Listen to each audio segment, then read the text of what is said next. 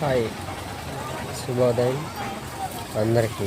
ఈరోజు ఆగస్టు 15న నేను కర్నూలుకి వెళ్ళడం జరిగింది.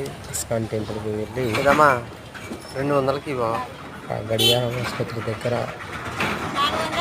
ఈ మట్టి కుండలు అమ్మడం జరుగుతుంది.